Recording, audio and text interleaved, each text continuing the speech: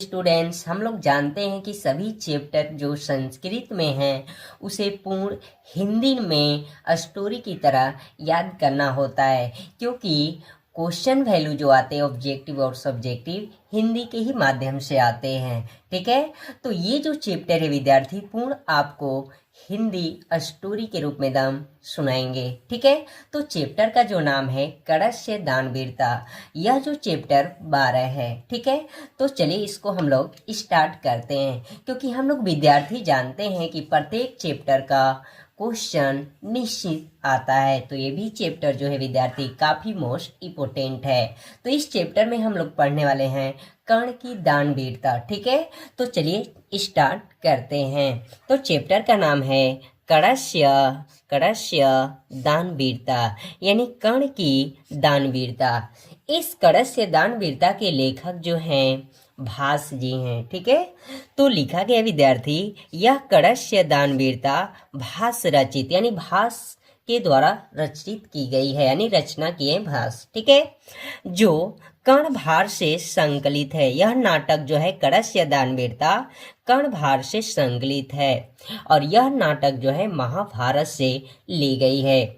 जो यह कथा महाभारत से ली गई है। तो विद्यार्थी एक बार निश्चित स्टोरी सुनेंगे, आपको निश्चित समझ में आ जाएगा यह स्टोरी। ठीक है, महाभारत की लड़ाई में कुंती के पुत्र कर्ण जो कौरव के पक्ष से युद्ध किया था। तो विद्यार्थी ऑब्जेक्टिव भी पूछेगा कि कर्ण किसका पुत्र था, कुंती का पुत्र, और कर्ण जो है किसके पक्ष से युद्ध किया था, कौरव के पक्ष से। ठीक है, चलिए कर्ण को सूर्य पुत्र भी कहा गया है। कर्ण को सूर्य पुत्र भी कहा गया है। कर्ण का जो जन्म हुआ है विद्यार्थी कवच और कुंडल के साथ हुआ था।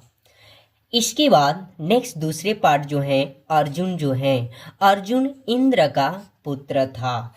इंद्र ने अपने पुत्र अर्जुन की सहायता के लिए ब्राह्मण वेश में धारण कर कर्ण के पास जाकर कवच और कुंडल जो है छल पूर्वक ले लेते हैं। किस रूपों में लेते हैं, दान के रूप में। तो नेक्स्ट आगे हम लोग पढ़ते विद्यार्थी। ठीक है, तो विद्यार्थी जब इंद्र ब्राह्मण के वेश में जाते हैं कर्ण के पास, तो कर्ण जो है उन्हें देखकर बोलते हैं मैं अति प्रसन्न हूँ भगवान। ठीक है, मैं आपको नमस्कार करता हूँ, ऐसा कर्ण बोलते हैं। तो इंद्र अपने आप यानी मन में अपना सोचते हैं कि क्या वास्तव में मुझे नहीं बोलना चाहिए, यदि दीर्घायु हो ऐसा कहूँगा। यानी उन्हें आशीर्वाद देने के लिए इंद्र ने अपने आप मन में सोच रहे हैं कि क्या मैं दीर्घायु हूँ कहूँ, ऐसा कहना क्या मेरा पूर्ण होगा या नहीं होगा, ऐसे विचार कर रहे हैं। कह रहे हैं यदि नहीं कहूँगा तो मुझे मूर्ख मानेगा, इसलिए दोनों को छोड़कर कहता हूँ। इंद्र अब सोच लेते हैं, तो बोलते इंद्र बोलकर हे कर्ण, सूर्य के समान, चंद्रमा के समान, हिमालय पर्वत के समान और सागर के समान आपका यश फैलता रहे। ऐसा कौन बोल रहे हैं, इंद्र। ठीक है, सुनिए आगे क्या कह रहे हैं। कर्ण बोल रहे हैं, जब ऐसा ये बोल देते हैं उन्हें आशीर्वाद देते हैं, तो कर्ण कह रहे हैं भगवान दीर्घायु हो ऐसा क्यों नहीं बोलते, अथवा ऐसा कहना ही अच्छा है। ये कौन बोल रहे हैं, कर्ण बोल रहे हैं कि भगवान आप क्यों नहीं कहते कि आपकी लंबी आयु जो है दीर्घायु हो, क्योंकि व्यक्ति को धर्म की रक्षा अवश्य करनी चाहिए, क्योंकि राजा का ऐश्वर्य सांप की जीभ की तरह चंचल होता है, इसलिए प्रजा का पालन करने वाले राजा प्राण देकर भी प्रजा की रक्षा करते हैं। ऐसा कौन बोल रहे हैं, कर्ण, और यश धारण करते हैं। अतः कर्ण के कहने का भाव है कि राजा अपने सुख के लिए नहीं जीते हैं, प्रजा की रक्षा के लिए देह धारण करते हैं। धन या ऐश्वर्य तो आते जाते रहते हैं, परंतु यश तो हमेशा कायम रहता है। ऐसा कौन कह रहे हैं? कर्ण कह रहे हैं कि जो प्रजा होते हैं वो रक्षा करने के लिए देह धारण करते हैं। ठीक है। कर्ण जो है, कर्ण बोले, श्रीमान आप क्या चाहते हैं, मैं क्या दूं? तो इंद्र हैं, बोल रहे हैं बहुत बड़ी भिक्षा मांगता हूँ। कर्ण बोलते हैं मैं आपको बहुत बड़ी भिक्षा दूंगा, आभूषण सहित 1000 गाय देता हूँ। पहला बार ये कर्ण जो बोलते हैं, जब इंद्र भगवान बोलते हैं कि बहुत बड़ी भिक्षा मांगता हूँ, तो कर्ण बोलते हैं कि आपको बहुत बड़ी भिक्षा दूंगा, आभूषण सहित 1000 गाय देता हूँ। ये पहला बार बोले। इंद्र बोले 1000 गाय मैं थोड़ी देर दूध पीऊंगा, नहीं नहीं चाहिए, कर्ण नहीं चाहता हूं, ऐसा इंद्र नकार देते हैं।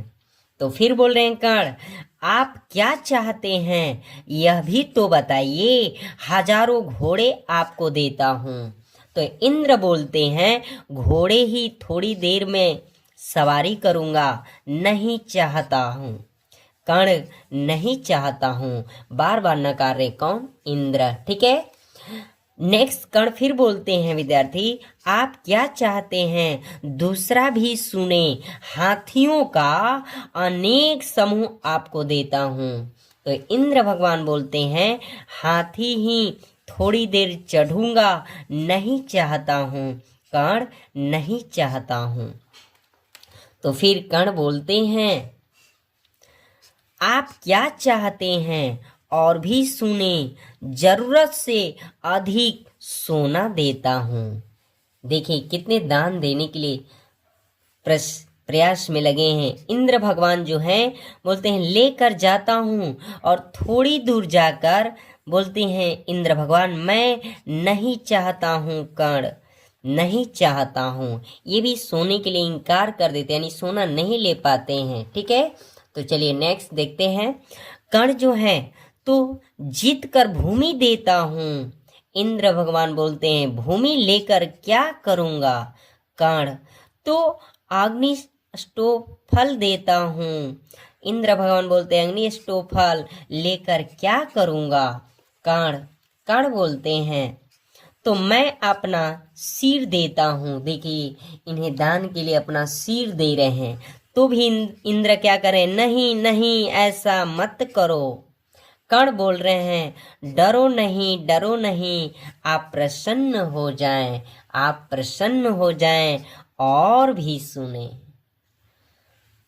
तो कर्ण कहते हैं इंद्र से कहते हैं मेरा जन्म इन कवच कुंडलों के साथ हुआ है, यदि आपको कवच एवं कुंडल लेने की इच्छा है तो मैं प्रसन्नता पूर्वक देता हूँ।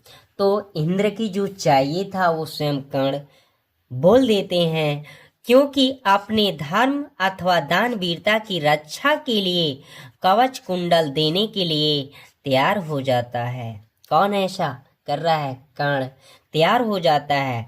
इस प्रस्तुत श्लोक के माध्यम से कर्ण के महान त्याग और दानशीलता का उजागर किया गया है।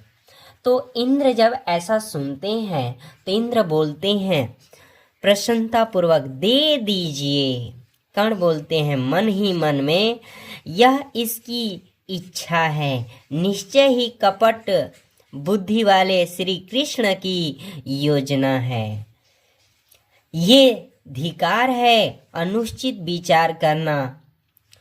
और ये कर्ण जो हैं प्रकट रूप से सुनाकर बोल देते हैं और कहते हैं ले लीजिए। इनके दोस्त जो आते हैं शल्यराज, कर्ण के जो दोस्त हैं शल्यराज कहते हैं हे अंगराज, क्योंकि कर्ण को अंगराज भी बोला गया है। हे अंगराज मत दीजिए मत दीजिए।